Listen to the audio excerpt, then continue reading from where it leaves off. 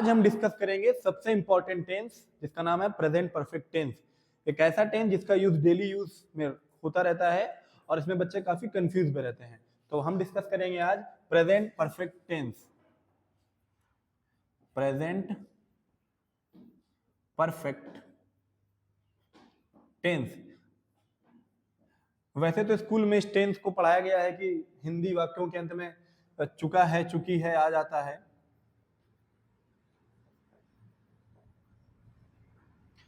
जो कि गलत है और मैं कह सकता हूं इनकम्प्लीट है। आप इसके आधार पर इस टेंस को नहीं समझ सकते। हाँ, हो सकता है आप इसके आधार पर सेंटेंसेस बना पाए, बट अगर आप इंग्लिश बोलना चाहते हैं इस टेंस का यूज करके तो ये इन बेसिक परिभाषाओं से कुछ नहीं होने वाला। तो आज बताऊंगा कि आप प्रेजेंट परफेक्ट टेंस को कैसे आइडेंटिफाई करेंगे, कैसे जानेंगे कोई एक Hindi sentence present perfect tense के अकॉर्डिंग बनाया जाएगा। तो प्रेजेंट परफेक्ट टेंस के लिए सबसे पहले जान लीजिए, जब कोई एक्शन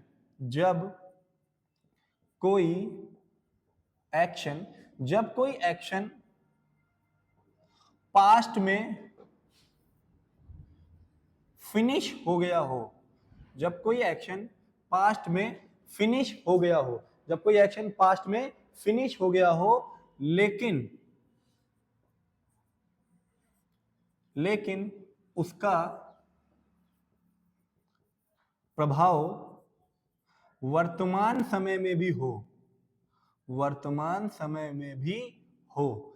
कोई भी एक्शन, कोई भी काम अगर पास्ट में खत्म हो गया हो लेकिन उसका प्रभाव वर्तमान समय भी हो, तो ऐसे एक्शन को प्रेजेंट परफेक्ट टेंस के अकॉर्डिंग ही ट्रांसलेट किया जाएगा। जैसे कि बता देता हूं मैं आपको, अगर मैंने 6 बजे खाना खाया, अगर मैंने 6 बजे खाना खाया और किसी ने मुझसे आकर पूछा 6:30 बजे कि आप खाना खाओगे, तो क्योंकि मैंने 6 बजे खाना खाया है जो कि पास्ट हो चुका है, लेकिन 6:30 बजे तक उसका प्रभाव बाकी होगा, तो मैं उससे बोलूंगा कि नहीं, मैं खाना नहीं खाऊंगा क्योंकि मैं खाना खा चुका हूं।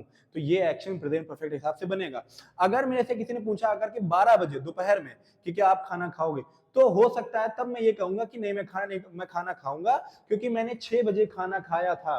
मतलब वही पास्ट का एक्शन जो 6 बजे हुआ था अब उसका प्रभाव खत्म हो गया है, तो इस वजह से उसे प्रेजेंट परफेक्ट से नहीं बनाएंगे। तो अगर किसी भी एक्शन का, कोई भी एक्शन जो पास्ट में फिनिश हो गया हो लेकिन उसका प्रभाव वर्तमान समय में भी हो, उसका प्रभाव, उसकी फीलिंग्स अभी भी जिंदा हो, तो उस एक्शन को प्रेजेंट परफेक्ट टेंस से बनाते हैं। देखिए मैं एक एग्जांपल देता हूं और आपको पूरी बात समझ में आ जाएगी। जैसे लिखा मैंने, राम ने मुझे बुलाया है, लिखा है राम ने मुझे बुलाया है। अब इस टेंस को सुनकर समझ के बिल्कुल महसूस हो रहा है कि हाँ, इसका प्रभाव बाकी है। राम ने मुझे बुलाया है, भले ही बुलाया पास्ट में हो, कल बुलाया हो, परसों बुलाया हो, बट मुझे उसका फीलिंग्स याद है कि उसने मुझे बुलाया है। जब प्रभाव जिंदा है तो कैसे बनेगा? राम। अब देखिए, किसी भी टेंस को बनाने के लिए हमें हेल्पिंग वर्ब्स का आइडिया होना चाहिए। तो प्रेजेंट परफेक्ट के टेंस में 2 हेल्पिंग वर्ब्स आती है जो आपको पता ही होंगी। वो हेल्पिंग वर्ब क्या होती है? हैज और हैव।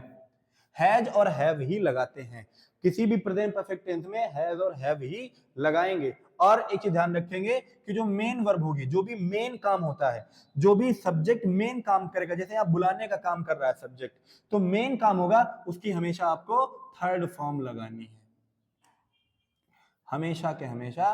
किसी भी परफेक्ट टेंस में, चाहे प्रेजेंट का टेंस हो, पास्ट का, फ्यूचर का, अगर परफेक्ट टेंस है तो हमेशा आपको थर्ड फॉर्म लगानी है मेन वर्ब की, और हैज और हैव आएगा। अब क्योंकि राम सिंगुलर है तो उसके हिसाब से हमें हैज सिंगुलर लगाना है, तो क्या हो जाएगा? राम हैज, और कॉल होता है बुलाना, और कॉल की थर्ड फॉर्म हो जाएगा called. Ram has called me. So this is how आपको बनाना है, राम ने मुझे बुलाया है, राम हैज कॉल्ड मी।